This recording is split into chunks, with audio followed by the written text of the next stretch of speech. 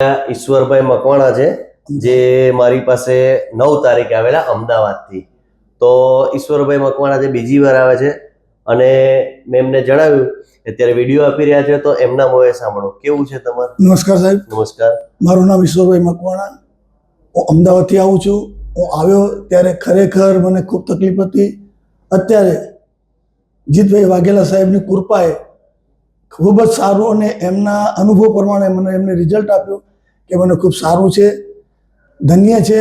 એમની નાની ઉંમરમાં ખૂબ આવી મોટી સેવા આપી રહ્યા છે, ઓછા પૈસે, અને દર્દીઓને રોતા આવે, દુઃખી થઈને આવે અને એમને દાંત કાઢતા મોકલે છે. એટલે ખરેખર ધન્ય છે એમને કે આવો એક સાયટિકા પેશન્ટને આટલું મોટું દુઃખ હોય છતાં આ દુઃખ દૂર કરે છે.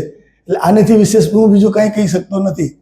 બરાબર છે. જુઓ, જ્યારે આવ્યા હતા એ પોતે પણ હોસ્પિટલમાં જોબ કરે છે અને મને કીધું હતું કે સર મને ઘણો પ્રોબ્લેમ છે, હું ચિંતા નહીં કરતા. મેં એમને હસતા હસતા જ જણાવ્યું હતું કોઈ ચિંતા કરવાની જરૂર નથી, આવી ગયા હવે મારી જવાબદારી છે. જેવી રીતે હું દરેક પેશન્ટની જવાબદારી લઉં છું. આજે આવ્યા છે, બીજી 9 તારીખે આવ્યા હતા અને આજે લગભગ 16 તારીખ થાય છે, 16/2.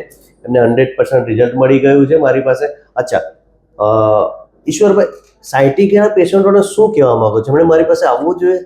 હું તો એમ કહું છું કે વડોદરા અમદાવાદથી દૂર પડતું હોય કે સુરતથી દૂર પડતું હોય, પણ ખરેખર એકવાર અવશ્ય તમારી સેવા લેવી જોઈએ અને તમારી પાસે આવવું જોઈએ. અને તમારા માર્ગદર્શન હેઠળ જે કંઈક તમે સલાહ આપો છો એ પ્રમાણે જો પેશન્ટ કરે તો તમે તો કદાચ 100 કહો છો, પણ હું એમ કહું છું કે 1000% રિઝલ્ટ મળી જાય.